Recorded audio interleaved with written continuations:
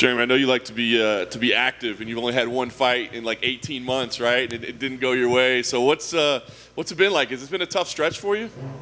No. It's been an experience. I've really kind of, I've been fighting since I was 16 years old, and even back then I was probably fighting, 3-4 times in a month. So it was good to take a step back. I had to do some mental stuff. I had a lot of things to really close out personally. I've been doing a lot of different type of work, outside of this, and it's been really good for me. I really have left no stone unturned, and I had a lot of personal stuff going on. It was a good year to take off and just kind of take some time, really set myself up for success. I kind of had to take a step back in order to take 2 steps forward. Very nice. A change in weight class comes along with that, I guess. Is that this fight, or are we thinking this is probably the move moving forward? I'm up for whatever. I'd like to come back up at 55. I'm not a spring chicken no more. So the weight cuts definitely get a little bit harder as I go on. Cutting 35 pounds and dry heaving to that Aldo fight. It wasn't even a liver shot. I was kind of like, and nothing was coming up, and the abdominals were all tight, and it was just doing a lot more damage than it was. And then I took a step back and was like, hey, I think in 55 is really good. And my coach was, he said really something that stuck with me. He's like, why put stress where stress doesn't need to be?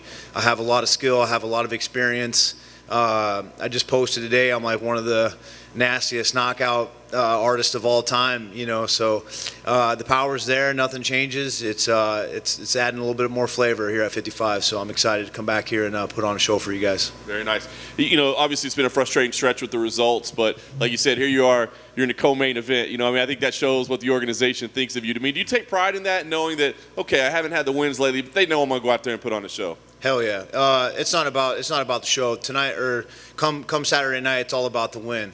Win, no matter what, and having my hand raised. I don't like going out there and be one of those performance guys. Oh, I still put on a fucking show. I got a family to feed, bro. I'm not making top dollar like I should be. I'm not making these red panty nights, and I'm moving up a division because I want these exciting fights. I want these matchups. Fuck a belt. I'm looking to fight like a Nate Diaz, a Conor McGregor. And calf kick him and clear the fuck out of here as well. So. I'm looking to get paid and laid, pro. So that's why I'm here. Nice. Talk about the matchup with Jakar. Did you know much about him coming in? What do you think about him as a fighter? He's a cool guy. I met him at the fighter resort like a long time ago. We had a few beers together, and he was a cool guy. He's really, really respectful. He seems like a powerhouse. Seems like a younger, sloppier version of me. And he's a powerhouse. So I'm looking to go in there and have an exciting fight and put it on. I don't mean to ruin your thoughts on him, but he was here earlier, and he was like, I think Jeremy's done, to be honest with you. He's like, he's not evolving as a fighter. Does that change your – first, you like the guy now. Does that maybe change things a little bit? Nah, that's his opinion. He's entitled to his opinion, and, he's going to respect what I bring to him come Saturday night, and we'll see if his opinion changes. You can ask him that exact question and the opposite when he's laying on his back.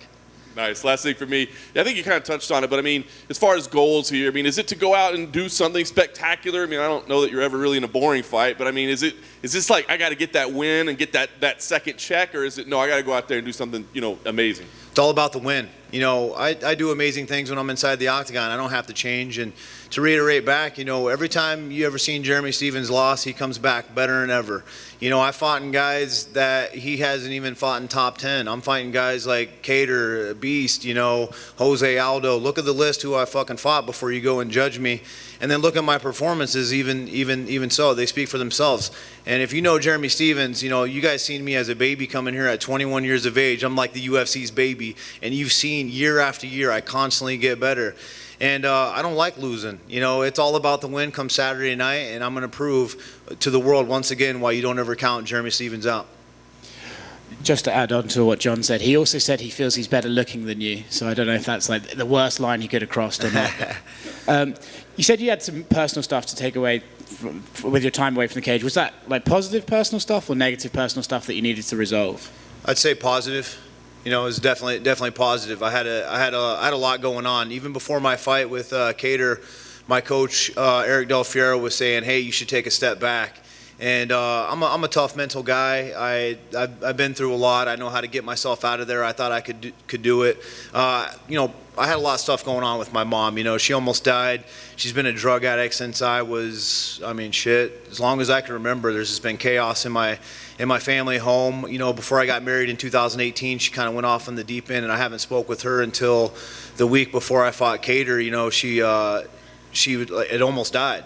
And, she got into COVID, and, for my mom completely to go walking, talking around, to having to, carry her or not carry her, but help her walk, to being in a diaper, to her not remembering things and see her situation. It was a sad deal, and I had to go in there. I had to dig deep. I had to deal with it. I decided to get sober. I decided to stop drinking. And really handle these things raw dog. I wanted to deal with the raw emotions. I really wanted to go touch base with my mom, make sure everything's good. I had to kind of clear up a few things myself, and it's been a journey. And believe me, I've left no stone unturned. I've never been happier in my life. I've never been more clear. I've never been more focused. And Saturday night, you guys are in for a treat. I'm telling you, this is going to be my best performance. Not to pry too much, and I appreciate you sharing that with us. Obviously, drug addiction is something that it's always there, right? But how is your mother doing at the moment? She's safe. She's in a safe place. She needs constant care. She's in a rehabilitation. She's constantly getting therapy. So I know my mom's safe. My mom surrounded herself with very abusive guys. He was drugging her up so bad that she was just like in a bed, all the time, drugged up, and that type of drug was eating holes in her brain. So now she kind of has like an Alzheimer's type disease. She remembers like older stuff, not so much like frequent. She don't remember my kids. She was never really around in their lives and stuff, but didn't really remember my kids type situation. So as you can tell, that's a tough situation. And she's safe. She's not getting beat down no more. She's in a safe place, and I've made contact with her. I pretty much call her every other day. I try to make it every day, but pretty much like every other day, and she's in a good place and doing a lot better now. And that's why I'm fighting. Try to get her in a better place, get her the best help that I can. And it's been a year off, so it's a long time coming, man. And Saturday, you'll see why and what I've been doing. Can you even put into words the mind fuck that was hearing from your mother who you hadn't spoken to in ages, days before your fight? You said it best, man. It was a mind fuck. You can actually just look at the picture of me and Jakar close, and it's the picture between right before I fought Cater, and you just look in my eyes.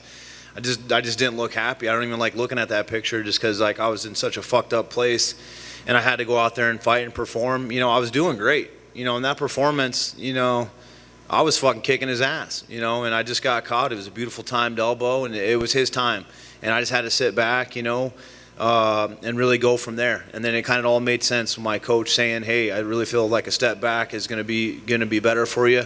I didn't fucking listen, and I paid the price, but I went back and really have been doing a lot of work, and I feel good. I'm happy. I'm inspired, and there's no amount of pain that any man can inflict on me that I haven't dealt with, having to deal with going back and seeing your mom like that. So yeah, for real, man. You mentioned you quit drinking. How's that been? Fucking fantastic, dude. Better connection with the wife, the kids. Quitting one thing's opened up many things for me in my life, let alone just my happiness, the way I approach life, the way that I'm feeling, the way that I'm just training. People just haven't seen me in a while, and they're like, man, you just seem different. You feel different. Like there's just something about you. And it's been amazing. And I'm excited to go down this path because the better me in the future, doesn't need a beer. How much were you drinking, if you don't mind me asking? I was drinking quite a bit, and then when I would drink, why I would drink. It really doesn't matter how much you drink. It's kind of like why. Why are you drinking? And if you can ask yourself that and really answer honestly and really deeply, then you'll know. You'll know what I'm talking about. Athletically, has it improved you, do you think? Just not drinking? Oh, yeah. Clear-headed, I'm making all my appointments. I'm not drinking on the weekend and then kind of like taking off Monday and then coming in Tuesday. My mood's better, the way I approach life, connection with people, a lot more friendlier, a lot more happier, a lot more like sincere. Connections in my family, my relationships, I've brightened up. I've inspired them my whole life. And for me to kind of do that, alcohol is a fucking slippery slope, dude, and it's deeply embedded in both sides of my family. And that's, some people say, oh, why would you say that? It's not like there's alcohol. It's like my family's like terrible. But, as you know, alcohol is a slippery slope. Yeah. Thanks for sharing, man. And I'm glad to hear your mother's in a safe place. Thank you, sir. I appreciate that. Enjoy the performance Saturday, bro. You guys are gonna be in for a treat. This guy's going to sleep.